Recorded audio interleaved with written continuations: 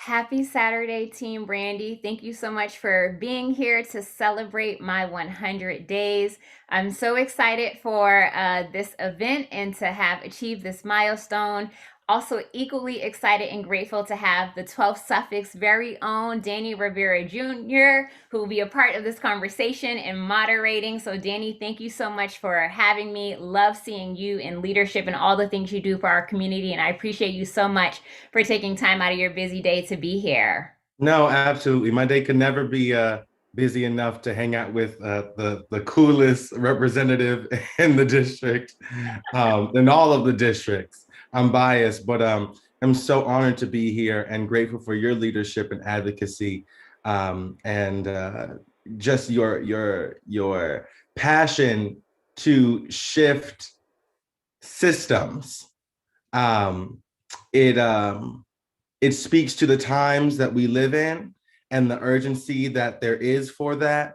And I'm just grateful that there are people who are committed to it, like you, doing the work every single day behind the scenes, even in the moments when we don't or can't be fully engaged. You are, and so I'm so grateful for your leadership. Oh, Danny, thank you so much for those words. It means so much, and I'm just grateful to be in service every single day. It truly is a privilege and an honor that I take so seriously. I told y'all when we were advertising this, we'd have special guests.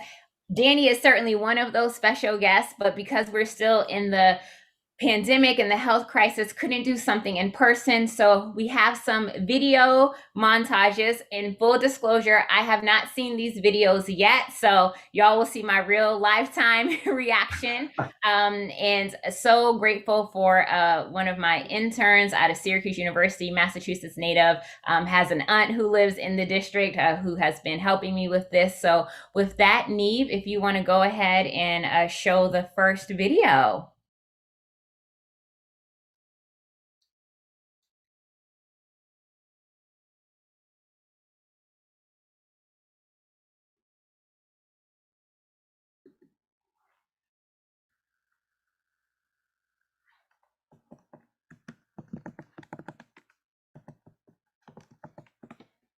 Neve, I'm not sure it's playing on our end. Oh, there it goes. Is it playing now? It advanced, but there's no sound. This is Rachel Rollins. I'm the District Attorney of Suffolk County, and I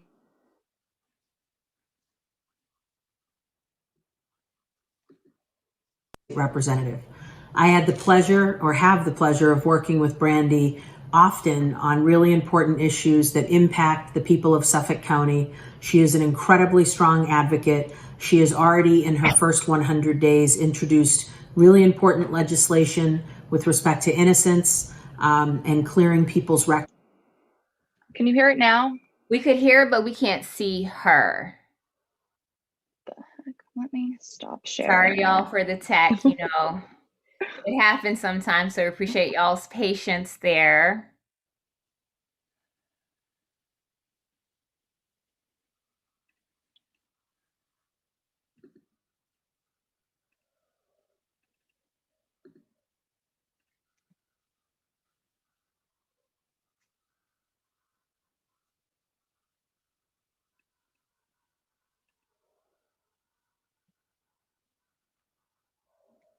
This is Rachel Rollins. I'm the District Attorney of Suffolk County, and finder. I wanted to. So we can see your finder, like we can see your files. We can't see the video. What the? Okay, let me try this again. Oh my gosh.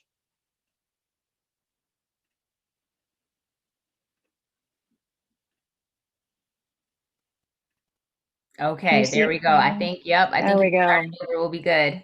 Sorry about that. No worries. This is Rachel Rollins. I'm the District Attorney of Suffolk County, and I wanted to congratulate Representative Brandy Fluker-Reid on her first 100 days as a state representative.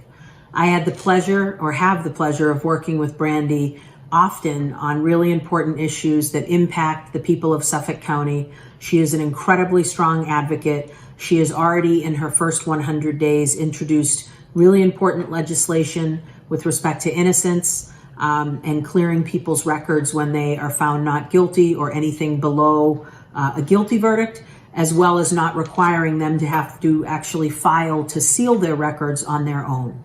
So within 100 days, Brandy has already noticed gaps and proposed solutions. So I am excited to call her a colleague and look forward to the next 100 days and several years of having her represent us here in the Commonwealth. Congratulations, Brandy. Good morning to everyone. Hey, Sister in Service, Rep. Brandy Fluker-Oakley. This is Representative Liz Miranda just saying happy 100 days. Welcome to the Massachusetts House of Representatives. We both make up 25% to make the whole of the four Black women, Rep. China Tyler and Rep. Nico Elugardo, to join us in the entire Massachusetts legislature. It's been an honor and pleasure to work with you, filing both improvements to the Fairmount line, which we both share, and additionally the FEMA bill, the Fetal and Infant Mortality Review bill. We care a lot about the same issues. We represent many of the similar people. And I just wanted to say happy 100 days, and here's to hundreds and hundreds more. Hi, everyone. I'm Councilor Lydia Edwards. I represent District 1 on the Boston City Council, which is East Boston, Charlestown, and the North End. And I can tell you all the way up here, we are impressed with Brandy. The work she's done, how she's fighting for all of us with the One Fair Wage campaign, and honestly, just her new energy, her positive attitude, and her wanting to really build bridges from day one has been something that has impacted my life and is certainly impacting the entire state.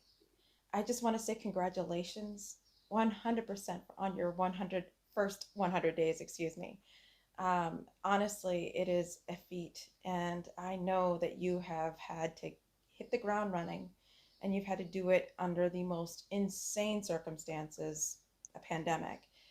But at the end of the day, Brandy, I just want to say I am so proud of you. I am so incredibly inspired by you, your friendship, your advice, you're just checking in. All of that matters, and it really speaks to the leader that you are, speaks to your heart.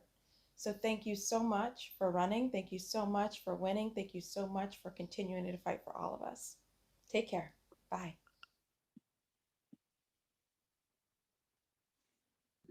Oh my gosh. I did not know. How wonderful is that? Oh my goodness. Oh, thank you to all my sisters in service for their very, very kind words. I am not often speechless, but Danny, I'm gonna just turn it over to you because I don't know what to say after that. Somebody grab the tissues. No, that all resonates. I want to begin and start off by just speaking about what has been mentioned a number of times in just that first video montage, you having to start your work in the middle of a pandemic and not even being able to be in person, but being virtual at hearings and meetings and all of that. Tell me how you were able to navigate through that and just speak to your role as state representative in such unprecedented circumstances. Yeah, it definitely was not what we were anticipating at the start of the campaign. And even just thinking about the swearing in ceremony, that morning, it was a day full of joy. I'm headed to the State House to get sworn in. I'm getting text messages of love and affirmation. Just heart is overfilled with joy. Spent some time in the building before exiting, and then I'm making my way home, listening to NPR, and it's like, insurrectionists in the Capitol building. And I said, wait a minute, what is happening in DC? So just to have that juxtaposition on my swearing in day is something that I will never forget. And quite honestly, Danny, it's a reminder of why I ran in the first place. We're always going to have difference of opinion. That is not a problem. But how we treat each other matters, and how we treat the quote unquote least of us versus the quote unquote best of us matters, and everyone deserves dignity and respect. And so for me, it just reminded me why I ran, to really try to continue to bring the 12th together so that all of us can thrive here. What was the first few weeks like, even after even after all of that jam-packed day with the swearing in and the insurrection, what was the first few weeks like? Because everybody after that insurrection, a few weeks after that, was still trying to come to terms with what had happened. How did you have to balance that out with your work, and how did that influence the decisions and some of the things that you first started off doing when you Yeah. entered it? Yeah, for better or worse, my coping mechanism is probably avoidance and action. So I tend to compartmentalize and then I get to work. So that's exactly what I did after being sworn in. I tried to schedule one-on-ones with various colleagues. I joined different caucuses just to learn more about issues that I know are pressing for the community here in the 12th Suffolk. And we had some grace extended to us in the sense that we did not have to file bills within the first 2 weeks. We were given like an entire month to file legislation, which is not common at the State House. So I took that time to really listen to constituents, to reach out to advocacy organizations that are doing the work throughout the community to figure out, okay, what bills do I want to file and which of these do I want to prioritize, and use that energy in response to what was happening. What is the process? I'm just interested. What is the process like for filing legislation and presenting that? What is that like? Yeah, so I'm chuckling because it's not for the faint of heart, but it's also super fun and super geeky. So basically, it all starts with an idea. So for example, one of the things I heard on the campaign trail was really supporting our neighbors who are returning citizens coming out of incarceration to make sure they have the resources they need. And a lack of identification was something I heard from so many folks in the community and folks who lead on this work. So I had this idea like, well, what if we required our House of Corrections and Department of Corrections to actually give folks a state identification so when they get out, they can have access to resources like housing, to address food insecurity, to apply for jobs, and reduce their recidivism. And you got to take that idea and write it into law format, which my legislative counsel, Chris, was so great in helping me do that. And just to see an idea become a law, and then you go through the process of trying to find someone on the Senate side to also file the legislation. So you can file a bill just in one chamber alone, but when you file in another, it kind of gives you two bites at the apple, if you will. So thankfully, Senator Sonia Chang Diaz loved the idea. Gave me lots of great compliments on our first draft. That was the first time ever drafted legislation, and we were able to file that bill. And now we're in the process of communicating. I already spoke to the secretary for the Department of Corrections, so reaching out to House of Corrections and other advocacy orgs to try to move it forward in the House. Well, so none of that is new to you because you've been doing that your whole life. But what was the one of the most surprising things about you entering into this work? Was something that you were like, wow? What was your wow moment? I had so many wow moments. I think for me, the most surprising thing, and this probably just shows you how cynical I had become as an advocate on the other side of the building, was people's willingness to help out. Whenever I have had a question, there has not been any elected official in that building who has not responded to me. And if they couldn't help me, point me in the right direction or give suggestions of someone else who might be able to. And so that level of professionalism and just being good colleagues and helping out, I always call myself the new kid on the block as an homage to the part of the district I represent, that's Dorchester, was just really, really rewarding. And I think sometimes we have this perspective, or at least I know I did, that like, politics are messy and dirty, and there are those elements of it. But at the end of the day, it's truly people who want to help out their communities and do right by others. So to see that type of love and support demonstrated to me in the building was surprising, because I think I had kind of bought into all of the negative stereotypes of politics, which is one of the reasons why I said I'd never run for office. And here we are today. Absolutely. What keeps you grounded even when you bump into those negative moments, though?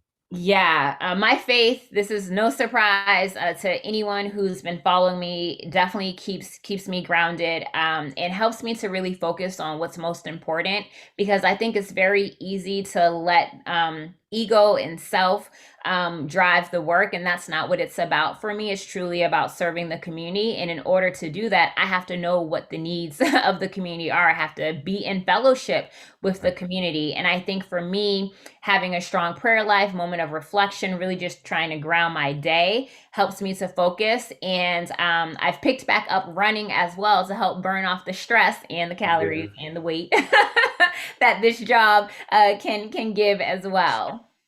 You know, that is, yeah, that's all good. And I think it's also important. I feel like when I hear elected officials or advocates speak about being in touch with the community, we have to remind ourselves that we too are the community. And so the things that I am struggling with or dealing with may not be the exact same thing as the other constituent in my neighborhood, or my neighbor, or the person living 2 doors down from me. But we all do have similar experiences, and obviously you have to live in the district that you represent in most cases. So there's a part of advocacy and a part of the fight that is too attached to your personal life. And it's always that balance of how can I balance out what I am prioritizing with what my neighbor needs in order to make this happen. And for you to be able to balance that out is incredibly inspiring.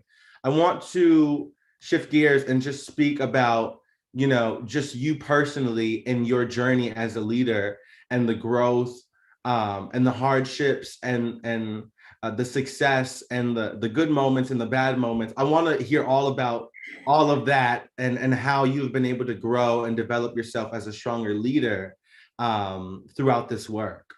Yeah, so I think there are a few ways I've seen myself grow in this work and as a leader. I am a hardcore planner, Danny. Like, you can ask my friends when I'm planning vacation. I will build in rest and downtime and choose your own adventure and build. Are you one of those who has the packages, everything printed out? There is an itinerary, and when I plan trips for my girlfriends and I send monthly updates. Oh. I send music to get them hyped, so I always include a video to get them hyped for the trip, and I'll solicit input and feedback. So that part of me has not changed. What do you want to do? Here's what's available, and then I'll create the itinerary and send it out.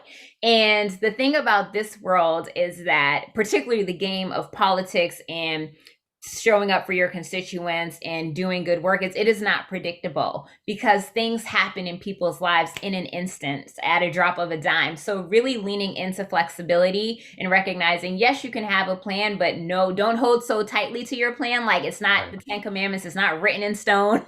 It's okay to shift and adjust the plan. I've seen tremendous flexibility growth in me throughout this entire process, which I think is a good thing. Can I just stop you there really quickly? Please. What's the difference between flexibility and compromise? How do you make sure that in your flexibility you are not compromising what you intended to achieve? Yeah. So I think the difference for me, when I think about flexibility, I mean more about time and approach. Compromising goes down to your beliefs. And I talk a lot about how folks have walked this earth differently. They have different perspectives. And so I know we won't agree on everything. And for me, it's important to know what are the key things that I absolutely want to get done that will be best for the community that I've heard they want to achieve. And my district, you know this, Danny, it's very diverse. Yes, it's predominantly people of color, but even within that, there are so many races and ethnicities and languages that are spoken as well. And so we're not a monolith as a people. And I have constituents who don't identify as people of color. So when I think about the legislation I passed, two things come to mind for me. One is, what is going to be the most uniting and have the greatest impact across the entire 12th Suffolk district? The second thing I think about is what's going to be in the benefit of those who are most on the margins, because I truly believe in equity as a principle. I do not believe in scarcity as a mindset. I don't believe in either or thinking. And what I know is when we protect and uplift those who are on the margins, everybody wins. And the example I use is the cutouts in the sidewalk. So Many of us, whether we are someone who identifies as able-bodied or not able-bodied physically, benefit from those cutouts. And it was a huge fight from persons who have physical disabilities who advocated to have those cutouts for wheelchair access. Now, if you are headed to the airport and you have your luggage, you use that cutout. If you have a child and you're pushing a stroller, you use that cutout. We all use that cutout in the sidewalk, but it wasn't designed for those of us who could technically walk, right? It was for those who were on the margins, but everyone benefits. And there are just so many other examples like that throughout history and policy that when we actually lift up the margins, everybody wins. It's not this someone's going to lose as a result. And we have to get out of that mindset if we're going to have equitable policy. Right. There's something about community and that balance and connection between everyone's struggles that ultimately gets us to this place of victory and justice. I want to speak about a few weeks ago when you introduced the Community Cabinet Program, which allows residents of the 12th Suffolk District to interact more closely with you and your office to give input into policies and influence the agenda at the State House. How did you come up with this idea for the initiative, and what has been the benefits even in the early stages of having these conversations? Yeah. So for me, part of the reason I launched the community cabinet was because of my personal vision of what I think government should be. And I remember doing this drawing, and I am not an artist, so we're going to put drawing in air quotes and use it as loosely as possible. And I was thinking about when we think about some of our most prestigious government structures, so think about Boston City Hall or even the State House, there are these grandiose buildings that can seem larger than life. And then the surrounding community is kind of dwindled in like, almost like if you're in an airplane, you know, the little miniature size.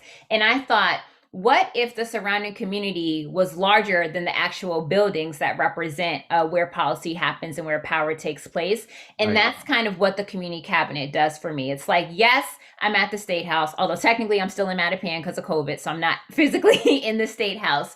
But what matters is not so much that building, but what is it that you all want to see? Because I was elected by the people to represent the people. And I think often what can happen, and I've seen this throughout my lifetime, is, you know, someone's running for office, they'll phone bank, they'll knock on your door, they might send you a piece of mail or not, and then you don't hear from them until it's time for a re-election. I didn't want that to be true for my professional career as an elected official, and the community cabinet is one way to do that, to get that community input, to hear what's happening, to share what's happening at the State House, to figure out how can we thought partner and strategize together to make the changes that we want to see. So super excited about it.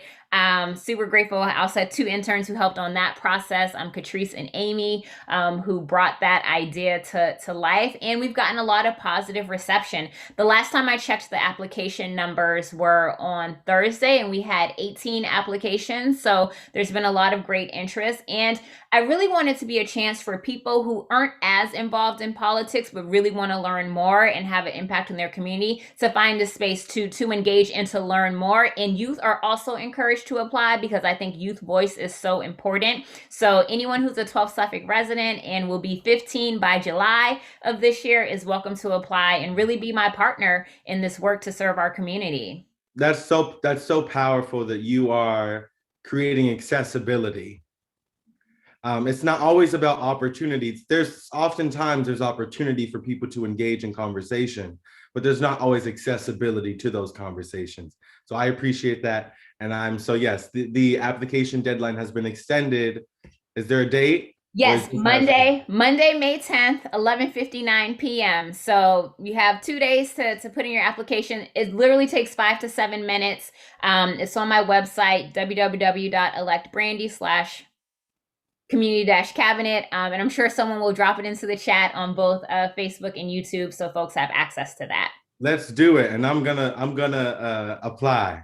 Yes, I'm Danny. going to apply. Yes, that's love to see it. Yes. And I'm looking forward to it. There's so much that I want to continue to learn and engage with, so that most definitely it's not just let's just re-elect, but I have been with you, fighting with you, alongside you. I wish so many others would take this approach, but you are really leading the charge and blazing a trail. You have sponsored 13 bills and co-sponsored nearly 70 bills. Lord have mercy. You're in here doing work. What have been some of your policy highlights? Yeah, so my policy highlights really reflect the conversations that I heard throughout all the phone banking and the limited door knocking I was able to do last summer. And so certainly there is a big focus on criminal justice. I talked a little bit about the identification bill that was filed with Senator Sonia Chang Diaz. Also was able to file legislation with District Attorney Rachel Rollins, and we call it the Innocence Project. When there's a district attorney in the Commonwealth who has evidence that they may have got it wrong and convicted the wrong person, for the sake of justice and to further increase public trust in our systems, we need to do the right thing. And so this gives district attorneys a mechanism to overturn or to seek a reduced sentence, whatever, the situation might require, to kind of right the wrong for the wrongful conviction, which is really, really important. The other bill related to criminal justice, and this is kind of where all of our systems intersect, because we know none of them are in a vacuum, relates to schools and school resource officers. Having been a third grade teacher, I know that when a child is showing discipline challenges, that usually there's something happening. There's some underlying trauma. And while it's easy to send them to the principal's office or give them detention or give them suspension, whatever disciplinary action we might want to take, that doesn't address the root cause. So that way the child has strategies and skills to cope with whatever's happening and be able to become their best self. So a bill also filed with Senator Sonia Chang Diaz says, okay, if a school building is going to have one student resource officer, we are also going to require that there be 7 mental health professionals. So make that ratio 7-1. So that way we can help our students address the trauma, get any services that the family or the student might need. So that way they can actually actualize and live into be their full potential and full self. So super excited about that bill. And another bill at the intersection of criminal justice and mental health relates to 911 dispatchers and who we send out for certain crimes, to certain crime scenes, or when there's a call for 911, it might not even be a crime in progress. And so often, if there is a family member or community member in crises and you call 911, a police officer might show up, and officers aren't necessarily as trained as mental health professionals in de-escalation. So what this bill is requesting, and this was filed with many mental health advocates across the Commonwealth, is when someone calls 911 for a family member in crises, let's send a trained mental health professional who knows how to de-escalate the situation to limit unnecessary contact and negative contact if that becomes the case between law enforcement and the community. And so super excited about that bill as well. Filed a bill with Rep. Miranda around fetal infant mortality review. Here in Massachusetts, on average, mothers do well in birthing, but for Black women and Latinx women, we are 2 to 3 times more likely to die in childbirth or to experience fetal infant mortality. And so this bill says, let's collect the data. Let's figure out where we're seeing this happen, under what conditions, so we can do targeted interventions and make solutions that'll make the most sense to level that playing field. So those are just some of the highlights that I found in those 13 bills. Woo. Wow. I just want you to know how inspired I am. Danny.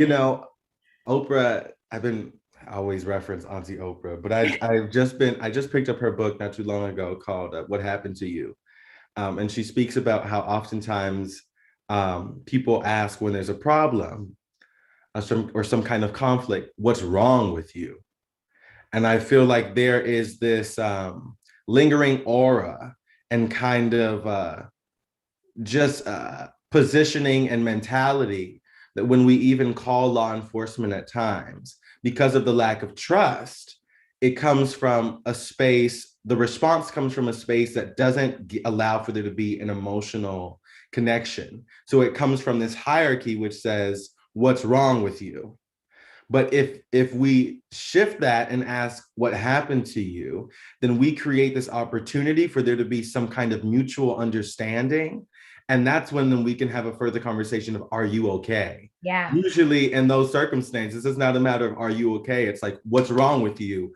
Why did you call me? Or why am I here? Yeah. But if it's, what happened to you? Are you okay? How can I support? That shifts everything. And so in all of your policy policy making and co-signing bills and partnering with other politicians from across the halls and all of that. That's what I'm hearing. It's what happened to you and how can I support? And then also, let's talk about the systems that be, because we know that sometimes it is difficult for there to be a full shift in systemic change. But if we are as effective in building systems that are just as powerful as the systems that have worked against us for years upon centuries, then we create an opportunity for there to be at some point in both of these systems, some stop, and ours will continue to keep going because of how effective it's been. So for all of your policy to be rooted in that new system of change that has the same power as these old systems, but has a new approach and a much more justice-seeking agenda, is just so inspiring. I'm blown away. I am blown away. I appreciate you. And I really, if I can just lift up something you mentioned about these systems that have been designed to keep us down, you know, with everything that has happened in the last year and a half, which for many people who identify as BIPOC, Black, Indigenous, people of color, we knew about some of the atrocities that were happening to unarmed people. Like, we had been in circles and seen clips over the years on social media. So it probably wasn't as a surprise, but I think something about the pandemic and being isolated brought a lot of it to the forefront. And certainly the succession we had on the national scale between Breonna Taylor, Ahmaud Arbery, and then culminating with George Floyd and many others that have happened this year, last year, in between. It is still not ending. We still have not arrived, despite the verdict that was delivered in the Chauvin trial. What's been really interesting is now everyone's talking about systemic oppression and racism. And some people, like the state of Tennessee, have completely banned the use of critical race theory in their curriculum. And then there are other places that are like, okay, what are we going to do about the systemic oppression? And I elevate this because we know that many of the policies that have been designed and created aren't created to elevate us as a community and as a people.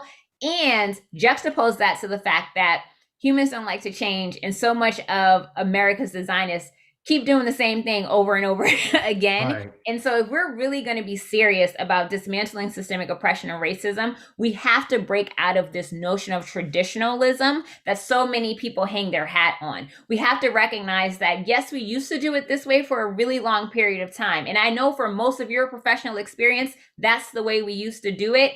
And at this moment in time, if we're truly serious about equity and eradicating racism and eradicating systemic oppression, we have to choose a different course of action. Right. We can't keep doing the same thing over and over again. They say insanity is doing the same thing over and over again, expecting different results. And we as legislators, policymakers at the city, county, state, federal levels, all throughout, we have to do things differently if we're really going to be serious about equity.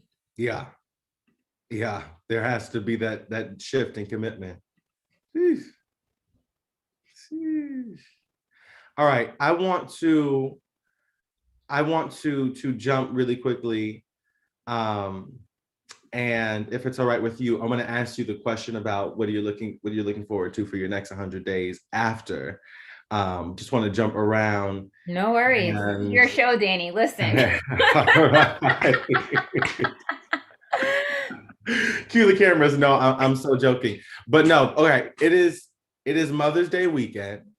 And I know that that Mama, the Reverend, has been alongside you in this fight and supporting you in so many ways.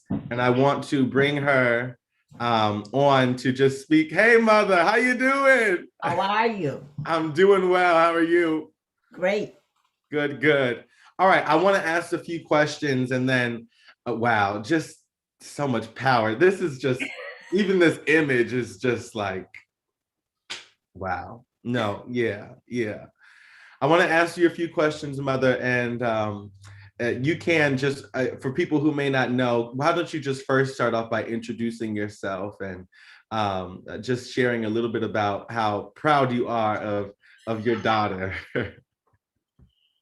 I'm Brandy's mom, and I am so pleased to see all of that spirit that she had as a child grow up into something positive. That is the nicest way of putting it. That was so gracious and graceful. If any of my classmates from elementary school or teachers are watching, I bet they agree. That was so graceful in how you framed that. Well, sometimes the fruit of the labor pays off. And so in the moment, you may not, oftentimes I feel like you know that there's potential, there's power, there's purpose. And so you let things slide. It's like you gave me a few gray hairs and you stressed me out nights, and I had to, put you in check. But I always knew. And what beautiful way, and what incredible time, other than now, to be able to fully reap. I mean, I'm sure you have been reaping the benefits and the harvest for years upon years, but to even see just this moment, I think is such a beautiful thing. How have you seen Brandy grow in her first 100 days? It's been very interesting. She has become holistically compassionate. She sees the needs of others in a very different way. She actually puts herself in their position in terms of trying to help them. So it has been exciting to see her give deference to others and to be so compassionate. What would be your hope as it pertains to her accomplishments for the remainder of her term? What do you hope to see? I'd like to see her continue to reach out and work on behalf of all the people, because I think that even within the 12th district, there's a us and them over there versus over here. And I'd like to see her work to bring that together so that we're all one people working for a common cause. And I think she has the ability to do that. I think she's determined to do that. And I also like the fact that she's creating community, because I don't think people in the 12th actually felt that they were owned by anyone or cared for by anyone. And she has done a lot in terms of bringing people together to help them know that she's actually there to represent them. And I think that's great. Yeah, that's such an interesting point that you bring up, and I want to speak more deeply about your experience, because you've, of course, been such a long-time resident of the 12th. But I mean, I'm only 20 years old and have only lived in Mattapan for, I can't even count, probably almost half of my life. But I also, too, at times did not feel a strong sense of we. It always felt very divided, and even streets and like Rosewood feels different than Rockwood, or just from Cummins Highway, and just there's so many different just divisions. What have you noticed? What are some of the biggest changes that you have seen? But what are also some of the biggest struggles that you have noticed over the time of being a resident for so long? And how many years? 36, going on 36. Wow. 1985. I'm older than 1985, but she bought that house in 1985. Wow. Yeah. Wow. So what have been some of the changes that you have seen since then? Or even since Brandy has been in office? Well, I see even on my street, people are actually in community more than they were. We have a block that everybody knows everybody, and we're all family anyway. But we've actually extended it around the corners now. Yeah. And people are working, what can I do? That's been a new change. People are actually asking what they can do to help in the process. What would you like to see moving forward with the 12th and just community in general? I'd like to see us be recognized as not stepchildren, that we are a combined community between Milton, Hyde Park, and Mattapan. Dorchester. And Dorchester. That we all have interests that are in common with each other, and that's the better good, the greater good. as compared to our individual interests. Brandy, what would you like to accomplish in your next 100 days? Yeah, it's funny. I've never heard my mom share her perspective and hope. So, Danny, thanks for the question because I'm learning from her here. I think for me, that sense of community and togetherness is really important for me, and I'm hoping that policy brings us together in a way. I also want to see a lot of the process demystified for the public. Yeah.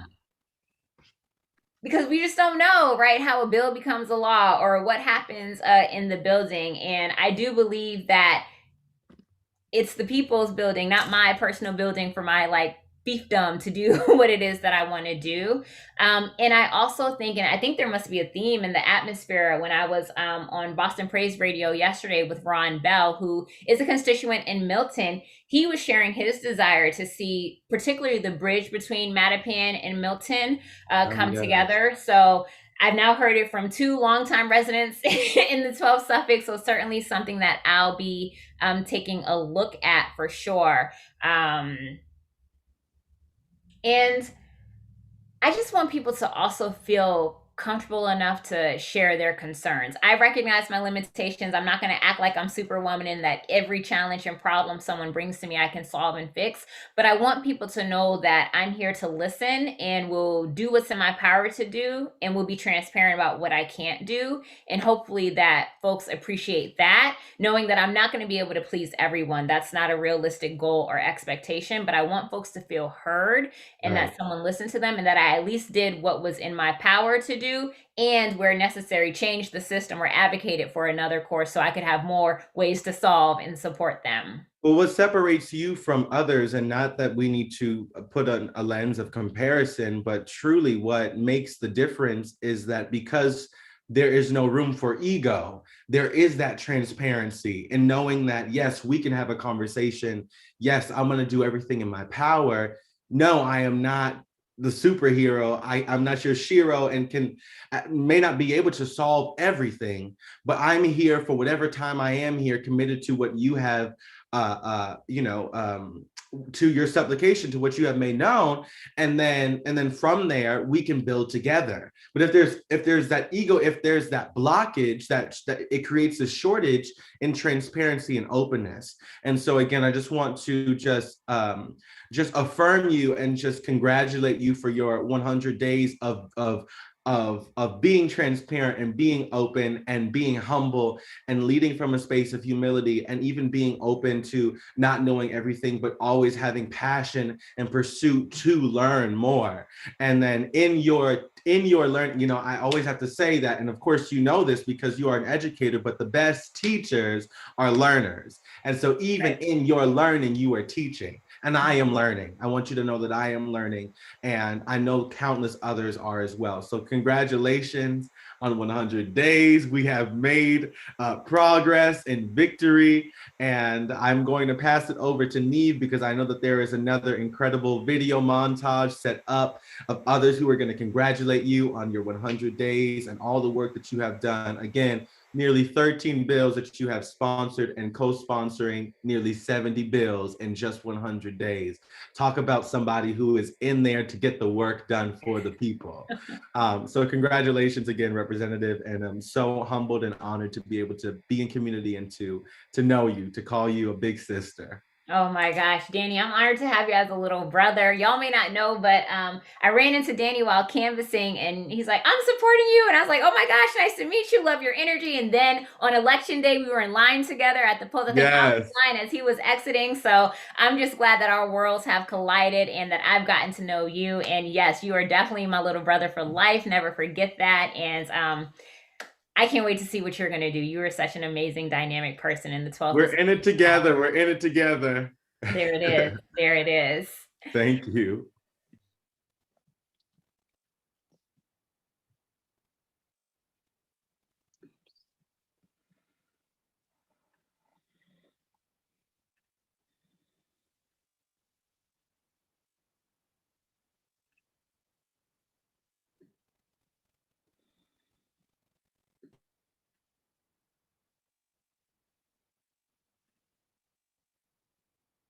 This is Just finding the other video. Sorry.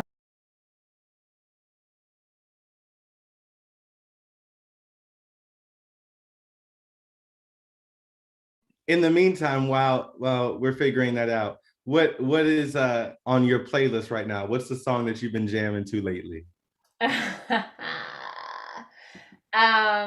So I have been rocking out a little bit to Ariana Grande. I'm chuckling because people are like, "Are you serious right now?" No, there's nothing wrong with Ariana. She's good. And in particular, I really like her Seven Rings song. I see it, I want it, I cop it, I buy it, which isn't necessarily my like reality, but I like the mantra of her accepting her bossness. And I think particularly being a woman leader and a woman of color, so much of the world tries to tell us how high we can go or how we're supposed to show up. And there's something about that song where Ariana's just like, this is what I do, this is how I roll, take it or leave it, love me or not. And that gives me a little bit of life. every now and we then. all got that pep song that we listen to while we in the mirror getting dressed. That's right. That's exactly right. I'm with it.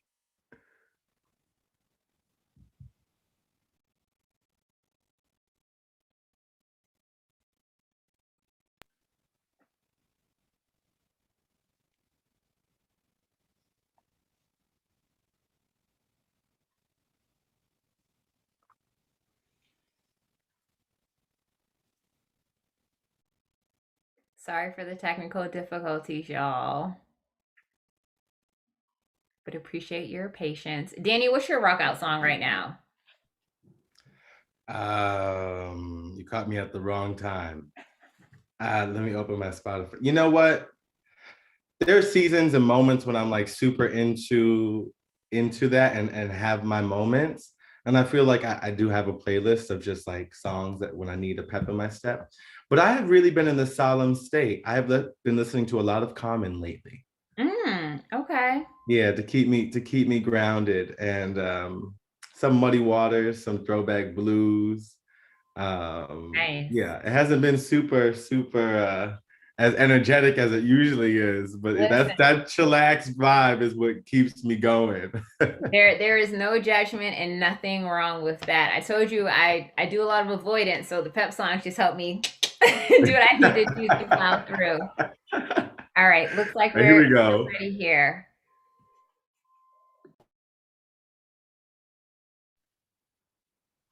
Hi, State Representative Brandy Fluker-Oakley. The Edgewater Neighborhood Association is so very pleased to have you as our state representative and to join in the celebration of your first 100 days in office. When we began our neighborhood association 5 years ago, our goals were to build a stronger support system among neighbors and to improve the overall community environment. Your positive encouragement of our varied projects has been an inspiration. Having you join our meetings as well as participate in our cleanup activities has shown the community how committed to community improvements you are. Creating safe access to the beautiful Neponset River that runs along the southern edge of our neighborhood has been one of our key environmental projects. With your help, we've now been connected in a very positive way with the Massachusetts Department of Conservation and Recreation. The DCR Commissioner, Mr. Jim Montgomery, attended our recent meeting at your bequest and publicly committed to working with you and us to make improvements in the pathway along the Neponset River in the Edgewater neighborhood. Thank you so very much for your outstanding leadership on this and many other important issues. I'm Vivian Morris, Chairperson of the Edgewater Neighborhood Association. Take care. Hello all, my name is Janelle Faulkner, and I'm a teacher at Young Achievers Pilot School, a part of Boston Public Schools, right here in Mattapan. I'm also a resident of the 12th Suffolk District. I'm here in support of Representative Brandy Fluker-Oakley and the bill she has filed to ensure that for every one school resource officer, there are 7 mental health staff in schools. We need this to happen, and soon. Every day when students are in crisis and are unable to find the best way to express their needs, or when they're dealing with more than anyone should be expected to bear, the heavy stuff like death, illness, abuse, and other forms of trauma, mental health staff are the only ones actually equipped with the right tools to meet their needs. We should be meeting our students' needs, not punishing them for expressing themselves in ways we see as misbehavior. I can't tell how many times a student was acting up in my classroom and really just needed to talk through and process something that was happening to them outside of school. That is what mental health staff would be able to do. But we need more of them in order to meet the current needs. Please support Brandy and this bill. Brandy, congratulations on your first 100 days in office. I'm excited to see what else is in store. Hey everyone, Andrea Campbell here. I'm currently the District 4 City Councilor representing largely Dorchester, Mattapan, a little bit of Jamaica Plain, and Rosendale. I'm also a candidate for mayor. And I'm really proud to take a moment to congratulate Rep. Brandy, who is my state rep as well as my neighbor, on all the incredible accomplishments in her first 100 days. For making sure that folks had access to unemployment benefits and anything they would need to respond to the pandemic, to also ensuring that our seniors and homeowners have access to tax relief. She continues to work really hard. I'm really proud to be a partner in this work with her and look forward to celebrating another 100 days. Congrats again, Brandy. Oh my gosh, that was so humbling. That was great. Oh, Sherry, welcome. Thank you so much for being here. I'll turn it over to you, but I'm so excited to have you here today. Congratulations, Representative Fluker-Oakley. We are so proud of you, and we are just so grateful to have you as our representative in the 12th. My name is Sherry Crafts. I'm the founder, CEO, and executive director of Smart from the Start, which is a grassroots family and community agency that provides tools and resources for children and families living in underserved communities.